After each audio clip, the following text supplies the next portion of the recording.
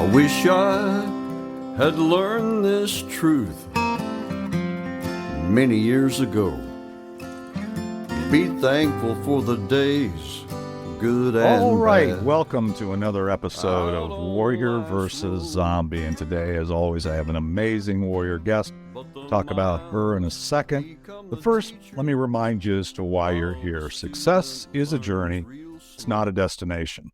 As warriors, we all have a history of ups and downs, wins and losses that are all part of making us who we are up to this point, and they provide a foundation for our path forward. We all battle our inner zombie as well as those zombies in our world. And in each episode, I interview warriors who are aspiring leaders from all walks of life, entrepreneurs, artists, health practitioners, business owners, literally any inspired leader that has a story to tell. These warriors have a cause, they have a unique value, and a vision that goes generations into the future. And today's guest is no exception. Laura Lee Kenney is an awesome warrior. She's a wife, a mother, an author, a speaker, financial planner, and retirement specialist. Her warrior journey changed dramatically after a car accident that exhausted her family's savings. And being self-employed, she saw her 20-plus years of hard work melt away, leaving her wondering where all her money went and believing there had to be a better way. At age 38, Laura Lee started over with no formal education background on a financial education and a mission to change her financial future. She shifted her focus on asset protection and financial education with systems and structures to make better money decisions. Good thing to do.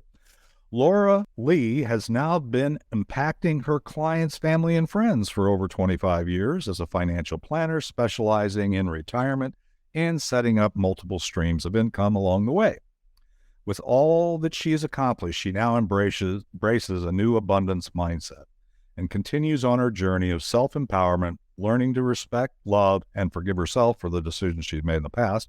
Laura Lee Kenney, welcome to Warrior versus Zombie. How are things in, what are you, New Brunswick? Is that New Brunswick, Canada, yes. Oh my God. Well, it's a bit chilly here. We know what you think of cold weather, and well, especially snow, not necessarily cold weather. But anyway, it's a cool, crisp day right now, but it's not snowing.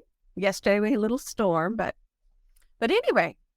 I love snow to look at. I just don't want to have to I don't want to have to get out and work in it or that kind of stuff. That's just not too inspiring. I don't blame you. But anyway, so, I don't know that I've ever had a guest from New Brunswick, so I think you're a first there. So after 108 episodes, I guess we should have somebody from New Brunswick, Canada. We have Canada, but mostly on the West Coast, not the East Coast. So, anyway, so how are things other than brisk and chilly? What else? Anything else going on in your world? Oh, there's a lot of things going on in my world. My world has changed so much in this last couple of years.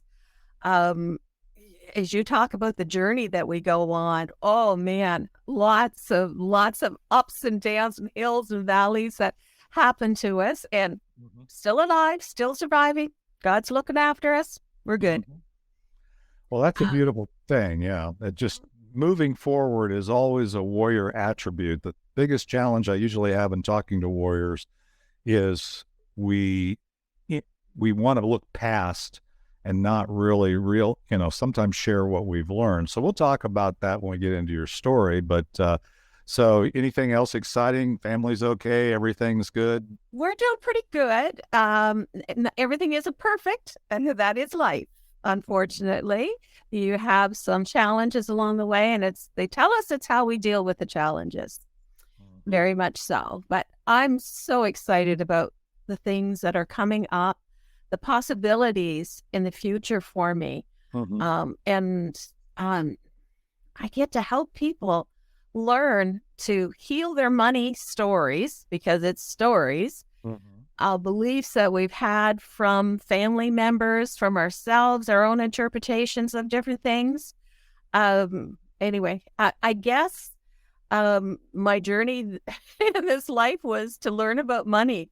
And I learned the hard way, just like a lot of people do. Yeah, I have a lot of stories that I made some choices that I just shake my head at. Well, we're going to get into that story in a second. We're going to take a quick break, but all I can say is I love the fact that with Warriors, as we talk, and actually we had Mike Raber on last week in the podcast, and we were talking about the imposter syndrome and his focus on that. And when you talk about things you're raised with, things that are in your mind that you don't even realize are there, habits, muscle memory that you really want to forget, all kinds of things come into play when we get into some of the most important aspects of our life. So, well, let's do this. I want to get right into your story. I want to hear, and I know, as Warriors, we tend to want to shortcut this, but I really want to hear how you got from where you started. And I know we have some journey behind us, but how you got from where you started to where you are today. And then we'll take a break after that, and then we'll get into what you're doing. So let's hear, for the audio audience, let's hear a little of our theme song. It's Not the Getting There by Ricky Jean Wright. And we'll be right back with Laura Lee Kenny and Warrior versus Zombie. But the miles become the teacher while the student learns real slow, traveling blind most of the time. Wherever you go, it's not the getting there, it's the journey every day. It's not a race. All right, Laura Lee, I know you're chomping at the bit and all kinds of exciting stuff. I can feel the energy and I can see all the excitement on your face since we're doing this video as well as audio. So tell me, how did you get to pick where you started? I mean, I've got so much story myself that we could spend, several podcasts just me talking about all the things that I went through. However, tell us your story. How did you get from where you started to where you are today? Well, let's just say I started very much as a pioneer lifestyle. I am a baby boomer, so I grew up in a family of 12 with 12 children in the family, plus mom and dad. So being a baby boomer along with that, and you can imagine we were so wealthy. Not. They struggled to put food on the table with that many 12 children in 17 years. Wow. Or mom. So anyway, I was always looking to work hard and find ways to make money to help out. Sometimes just to help out in the family situation. And that changed later on. Dad was able to change some things for himself that he ended up doing extremely well. But anyway, there's a lot. I'll go back to that if you want me to a little bit later. But well, I'm curious. Are the just for clarity's sake, the 12 kids? Is this like your two parents? They birthed 12 kids. They raised. My mother raised. Yeah. This isn't a blended band. This isn't a blended. No. Oh my gosh. Okay. So I'm just we were not Waltons. Yeah. Yeah, there could be a lot of stories to tell on that part of it. That's for sure. I started out, working very, very, very young. Didn't have a choice in some of it. But anyway, I embrace that type of entrepreneurship very much. Wow. So much so that I started selling cosmetics. If you can imagine, I was the youngest one with a cosmetic company. I was all of 16 years of age, going to school, working at the local grocery store in the bakery, and selling cosmetics on the side. I had, and if I had an evening off, I could babysit somebody. I'm sure there was a lot to do it for that. But I continued that. I got married very young, have 2 children, and I'm still married to the same handsome guy. Good. Yes, and that's not common all the time. Now, were we always bed of roses? No, because as you know, that life isn't always like that. But we've had our challenges, but we're doing well. and happy to be with one another. That's awesome. That's awesome. So But tell I me a do little bit have- more of your journey. You started with the 12 kids and had 11 siblings and some of that. So tell me about that. So that creates its own challenges. You know, you've got, Challenge is all right. yeah. In the younger years, there was no running water in the house. Wow. So when I say pioneer, people think you live in Canada, that doesn't happen. But it did in our household. There was a lovely pump to great water, but you had to pump it, bring it in, boil it, do all of that. Like I believe I was 9 before we had running water in the house Wow. in a hot water tank. There was a hot water tank on the side of the stove, which was run, of course, by wood. Madonna. Mm. So, wow. So I have family in Arkansas, and what I can remember as a child, I didn't experience that, but I can remember going to my great grandmother's place, and them not having running water. But I didn't have firsthand experience with that in my day-to-day life. So that's got to be an interesting starting point all over. So tell me a little bit more about where you went from there. It sounds like you know, and I know now that you've moved forward and done a lot of things, but tell me a little bit about that. Well, lots of learning experiences throughout that. But I always knew that my grandmother told me that if you worked hard and got good grades in school, got a job, you'd be able to do much better. And of course, very Christian. And I had a lot of really well-meaning things said to me about it's not spiritual to be wealthy. Don't be greedy and don't ask for more. You should, it's better to give than receive. So this little girl grew up not knowing how to receive that well. It was pointed out to me many times in my life, Lorelei, accept the compliment and say thank you. I didn't even realize that I was not being open to receiving more. Right. That blew my mind. I was like, really? I'm very thankful for what I have, but I didn't realize it was okay to ask for more. Because it even says it in the Bible, ask and you shall receive. Yep. Yeah, that's a big zombie, really. I know maybe it came as a surprise to you, but I think we all struggle with it. I mean, I still struggle with what one of my coaches says, your having level. In other words, it's almost like, well, I've got what I need to pay the bills or to eat and I'm comfortable and all that. Is it greedy to want more, or is it, somehow, or do I deserve more or whatever? I mean, but the thing is, if you don't need it to feed yourself or your family, there's always somebody you can serve with it. So it's just getting out of your own head and starting to look at the world around us and see what we can do. So yeah, having level is an important thing along the way. So tell me more. This is great. Okay. Something I like to recycle and upcycle. I have a bunch of name tags around the house. There we go. Laura Lee Kenny. And I had put it on. Your success is absolutely guaranteed. And I know you know where that came from. Yes. And that it's all, we have to get into the feeling. I had no idea. I'm kind of jumping a little bit, but when I got into into the financial field, right. The self-help came along with it. and it just, you have to learn to get into the feeling that you deserve it. It's okay for you to ask for it. But I'll jump back a little bit.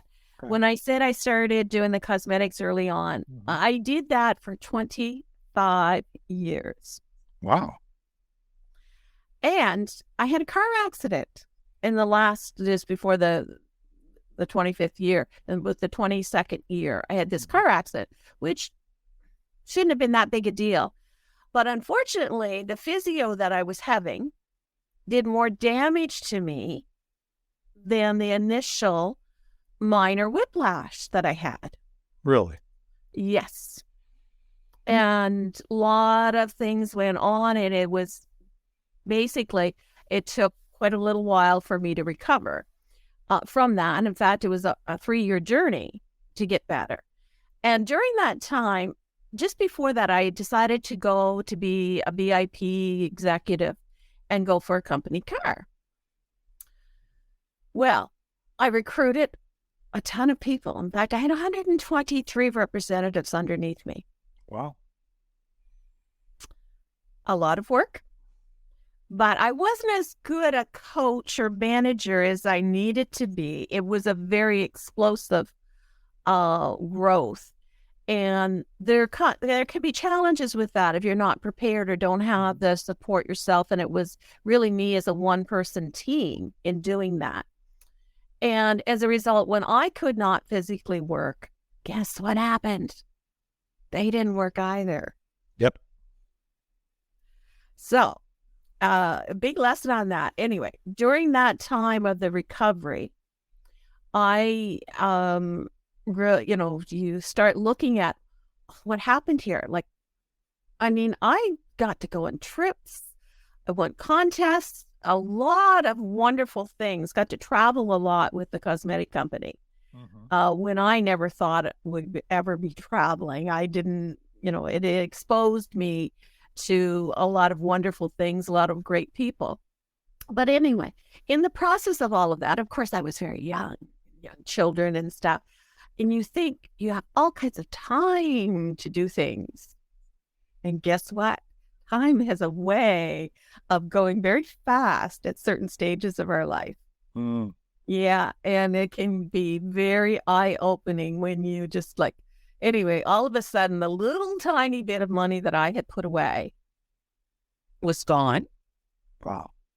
Really never ever looked. I invested most of my money into conferences, vacations, conventions, into me to uplift me, thinking I had all kinds of time and that I was really making this expansive growth and, setting things up as, thinking that you're going to have income coming in because you're going to empower the people underneath you and stuff. But anyway, that was all gone.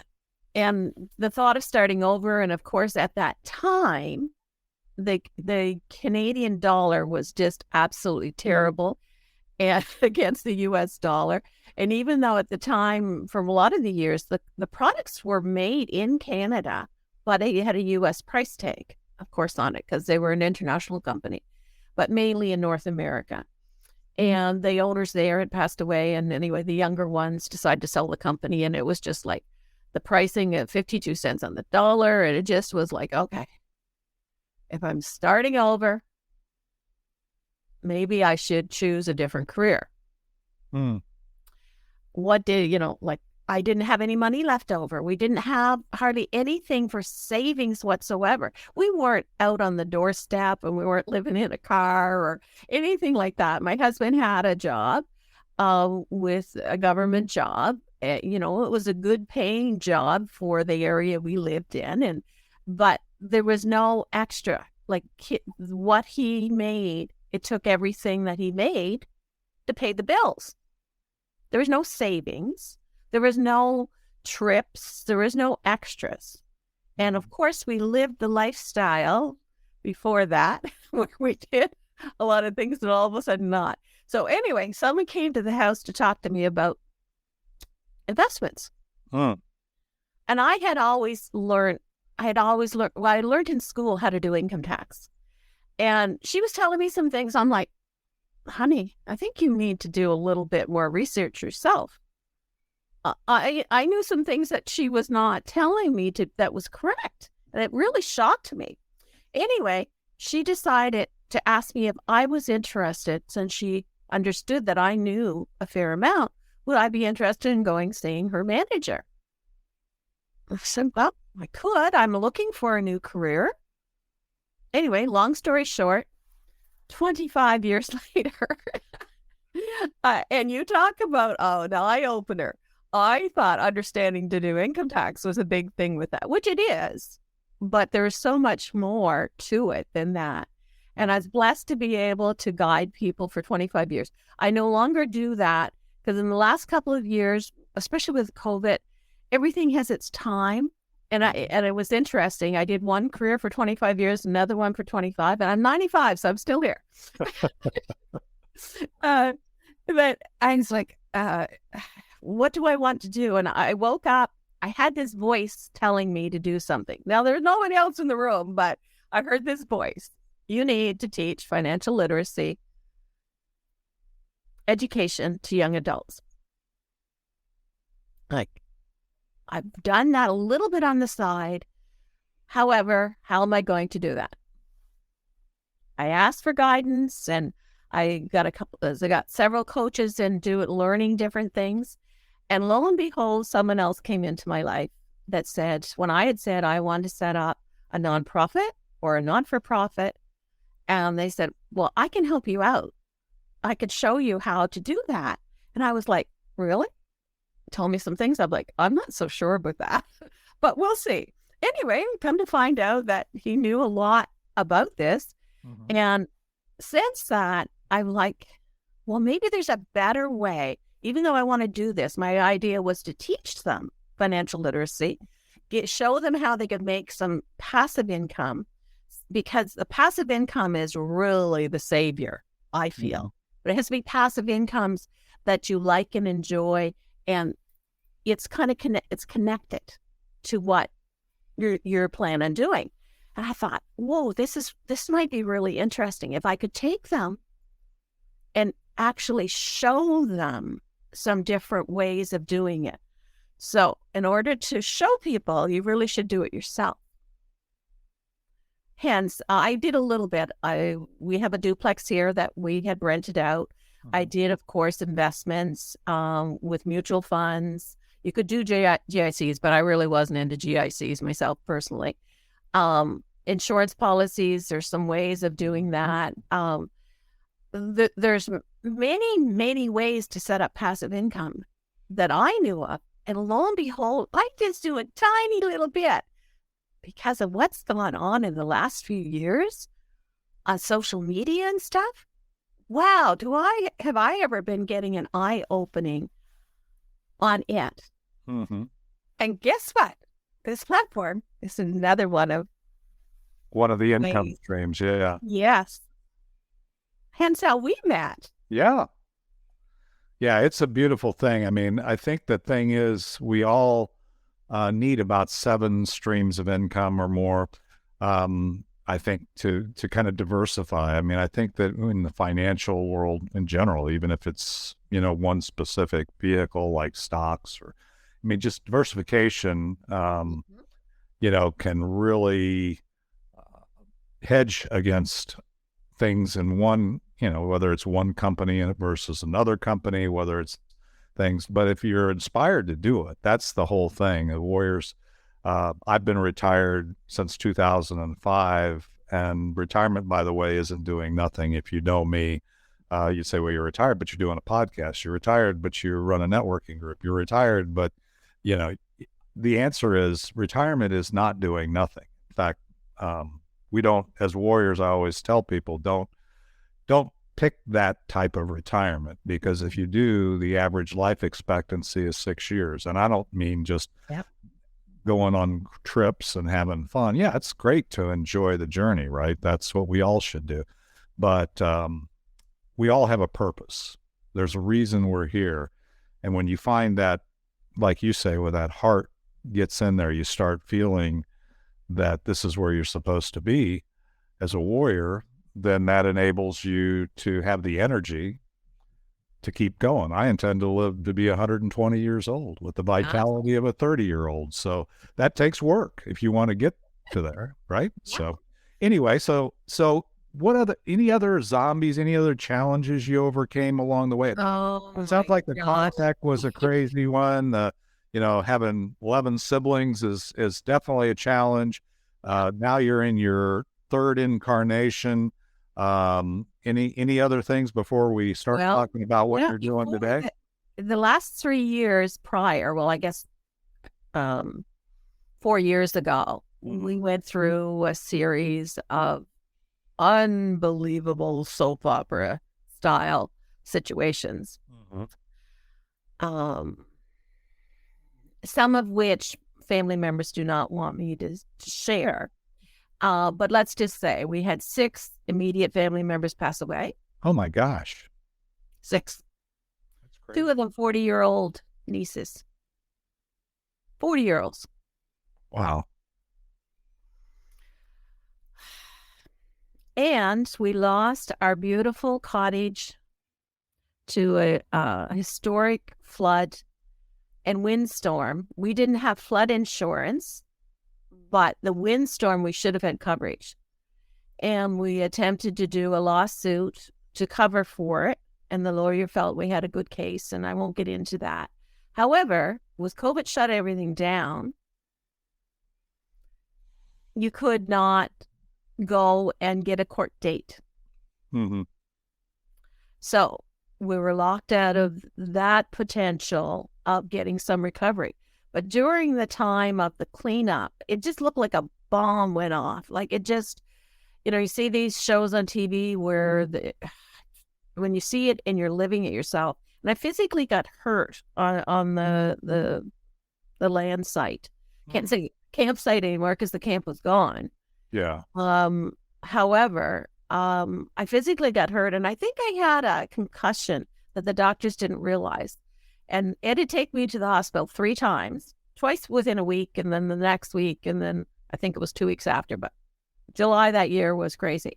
He said, I'm not taking you anymore. He said, they're going to send the police here for spousal abuse. I said, well, and each time there was other people around, but I got knocked out. And I got so stressed that I was in the capital city. I called home and I said, I'm okay. I got lost. And he said, well, I thought so. You've been gone so long. And I said, no, I can't figure out how to get home. Oh, wow. He said, well, drive around till you see. I said, Ed, you don't understand. I can't even figure out how to get out of the Costco parking lot. One bridge was out and there was an accident on the other. And my mind was so stressed, I couldn't figure that out. I said, no, so I want to let you know that I'm alive and safe. I'm going to go get some water, a cup of tea, and veg out. Because if I can't do that, I shouldn't be behind a wheel. Right. It's a privilege to drive, not a right. Mm-hmm. No. Anyway, needless to say, and during that time, the recovery from that too, that's when I was like, do I need the stress of the retirement planning? Because it was interesting when you talked about the 6-year span. I love selling life insurance, disability insurance, that type of insurance. I didn't do general house and car insurance, but I did all the other types of insurance. And I didn't have a problem talking about that, but you are so right about the lifespan. Hence in Canada, the reason that the old age is at age 65, that they figured most people don't live long enough to collect it, let alone any amount of time. So you need to enjoy yourself. I very much believe in enjoying yourself, living, but still planning for the future. Give yourself, because for me, money gives you choices, and especially for females. It's not in every country, but a lot of our countries, the females do not have choices. So it's important for everybody to do that, to look after their money and realize that it's small steps sometimes to start. And we'll talk about that as that snowball goes down. Sure. We'll talk about that a little bit later. Yeah. What that can do for people. Well, let's do this. It sounds like we're getting really close, and I know you're chomping at the bit to share with the audience a little bit about why you're doing what you're doing today. I kind of get a picture of that in my mind with your journey. So let's take a quick break. We'll hear a little more of Ricky Jean Wright and our theme song, It's Not the Getting There. And we'll be right back with Laura Lee Kenny. It's not a race to see how many people know your name. One day you realize time was worth more than the gold. It's not the getting there. When you get there, you'll know. Funny how wisdom. All right, Lauralee. Well, I'm still blown away by the start and all of the interesting things, and yeah, I'm gonna have to listen to this one a few times here too. But anyway, so tell me, why are you doing what you're doing today? So I started to hear a little of that as we ended the last segment. So tell me that.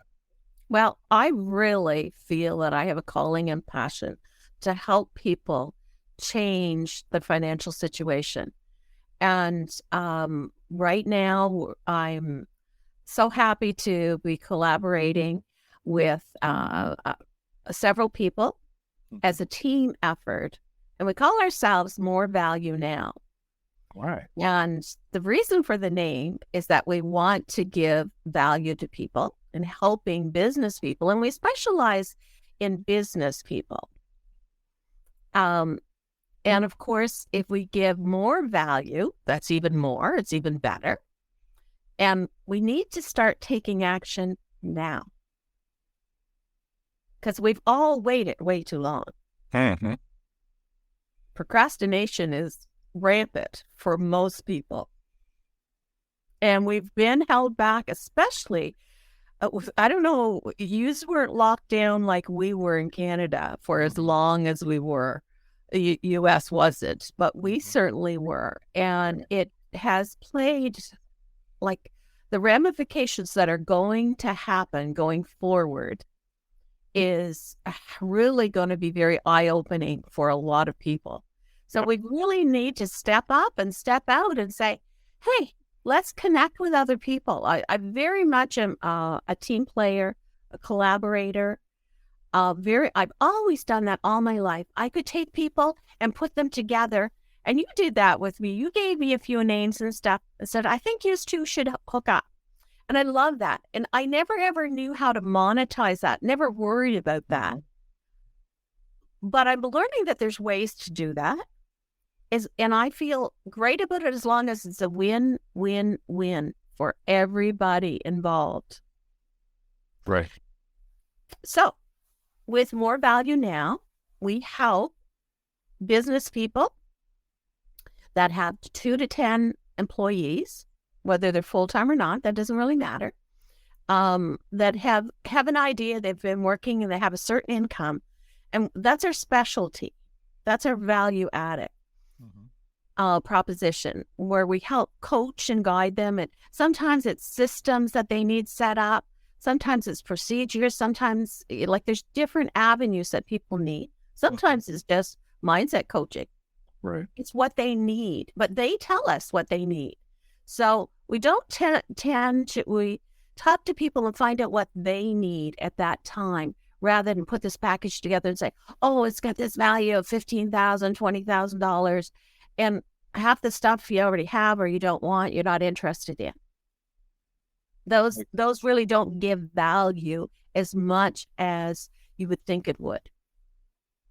Yeah, I think that you're right. And I mean, I think part of it is that you can duplicate a lot of systems, and sometimes it is systems, but also there's an aspect of, I got to do more of this. I need to quit doing this. I need to add this. I need this partner. I mean, there's just a lot of aspects to it that as entrepreneurs or small business owners, sometimes we try to do it all, and there's gaps that we have to fill. And so, yeah, I think what you're saying makes a lot of sense. Anyway, so I'm very impressed of our team. We each specialize in different areas, so that if there happens to be somebody that needs help in a particular area, that person steps in and helps them. That's awesome. Yeah, and I love the team aspect of it. I really do. Because I think as a team, we can help more people faster. Mm-hmm. So as a team helping people faster, this sounds like you're launching this. Do I have that right? Yes. I mean, so Yeah. this is kind of a new focus for you. So, Yes, it is. and I gather from that you're bringing to the party some of your financial education, that kind of thing, and so on, and your experience with your sales, cosmetics, stuff like that. There's a lot. So I can see a lot of things, experiences, expertise that you would have to bring to the party. Um, what are you hoping in terms of an impact? Was I always say, if anything were possible, a signature question that I ask my clients and I ask is, if anything were possible, and oh, by the way, everything is possible, right? Just like you showed that little placard, right? What kind of impact are you hoping to have as you guys move forward with this more value now endeavor? Are you like just one-to-one, thousands of people, millions? I don't know. What's the scope of the vision that you have there? Well, I dare say when you have a group of people, you're going to have a very big vision. And it's just wonderful because you help feed off one another. We haven't really set a number per se because sometimes that limits your thinking into the particular number. So we're very open to be able to be because we're in 3 different countries, our group, which is, so we have a unique perspective on culture, background. But our goal is to help people make money, teach them. It was very interesting that sometimes as a financial planner, when I was first trained, it was like, you don't go out for coffee. You don't do this. You don't do that. No. We want to show people how other ways to add income. Yes, sometimes you have to trim. And sometimes you don't even realize how easy it is to trim the cost in your business.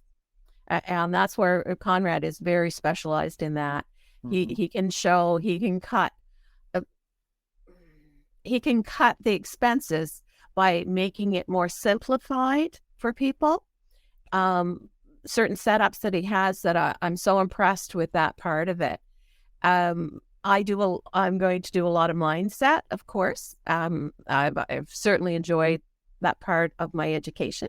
Yes, I'm a little perky, a little bit of a firecracker. Yeah, that too. But I'm very analytical. 25 years of finance, there's got to be a little bit of the numbers there. Yeah, that's important, and it really is key. I think a lot of times, and I really don't even recommend on numbers other than if they're benchmarks or mile markers, if you will, along the way, because they can be limiting. Because usually when you set a specific goal, and I know I've heard SMART goals, all this stuff, right? But if you you really want to have a vision of where you're going in a way that's not limited by the how. In other words, you will figure out the how. It's not, I can't, or I can't see it, but it's, how can I? And the thing is, the answer starts with, this is a big thing that I'm going to do. This is a large amount of impact. How am I going to get there? How fast am I going to get there? Those things can be engineered to some degree along the way, but it starts with knowing the possibilities. So I agree with you. I think trying to say, okay, this is how I know what to do, and here's how far I think I can get. Guess what? 95% of what goes into that thought process is your zombie brain. It's the things that are geared to keep you from embarrassing yourself, keep you from overextending, keep you from maybe getting criticism from somebody to say, yeah, you can't do that. And I say, oh yeah, no, we've that's the thing is, unfortunately, and it's even from the people you care about the most, right? Because usually they want to protect you as much as your zombie brain wants to protect yourself. So they don't want you to be disappointed. They don't want to see you hurt or fail, right? And so You got plenty of that. Most people have plenty of that. It's the possibilities and having a team like you described to help move you forward, right? Those kinds of things will give you that energy, that warrior moving forward success. Well, let's do this. We could talk for a long time, and I'm sure we'll have an opportunity to talk again. I think we're going to do a mastermind upcoming here and get into some of the stuff that you guys are doing today with More Value Now, and I'm excited to do that. But let's do this. I'm going to come to you for a second, and then we're going to get into, if we take away anything from the podcast, what do you want us to take away? So go ahead. Tell me if there's anything else we should talk about before we get into that. Just one thing. Okay. Our why we're doing it. Yeah. When we get to know our why, when it is so in our heart that every morning, if you're having a bad day, you think, what would you really like? I told you I recycle things. Yeah. It just says my name and says, what would you really love? I love it. And I think that is an important question to always come back to is, am I inspired? I use the term, I've never, ever want to be a motivating speaker, a motivational speaker. I want to be a inspirational speaker, which means you have to look within yourself and be real with the fact that what do I love? What is inspiring me? All right, so let's do this. We're coming into what I call the land the plane segment till I've got 4 million miles on airlines. So, but we're going to land the plane into the final approach here. When we come back, I want to hear if we take away anything from this conversation, one or two things, whatever it might be. I want to know what you want the audience to take away. So let's take another quick break. Hear a little more of Ricky Jean Wright for the audio audience, and we'll be right back with Laura Lee Kenny and Warrior versus Zombie. Funny how wisdom and youth are always two different games. The years flew by so fast, is the common human complaint. The memories in our minds turn to diamonds in our soul, and by the grace of God. Okay, so tell me, as I said before the break, if we take away anything from this podcast, from this discussion, from your story, from your current vision, what would you want us to take away? Wow. The thing a couple of years ago that I said to myself, somebody put me in this little exercise and asked me, what did I want? What do you want? It went on for 7 minutes. I thought, so you went through all of the things, the house, the car, the trips, whatever. And do that for yourself. Get somebody to keep rapid fire. Ask, what do you want? What do you want? At 6.5 minutes, I said something that I'm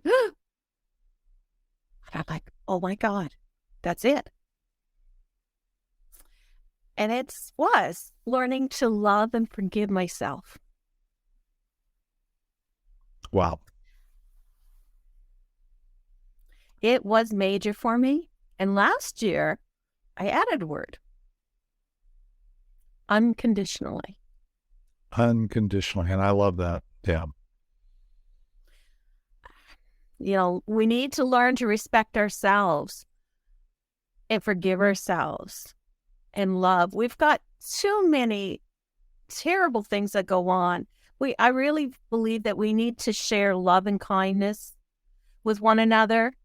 You know, we don't need to be, I grew up in the era where it was strapped in school, although I was never strapped in school. I was a good girl in school most of the time. I stood in the corner for finishing my homework too fast and apparently distracting the other kids. But at home, it was if you spoil the rod, if you spare the rod, you spoil the child. Oh, yeah.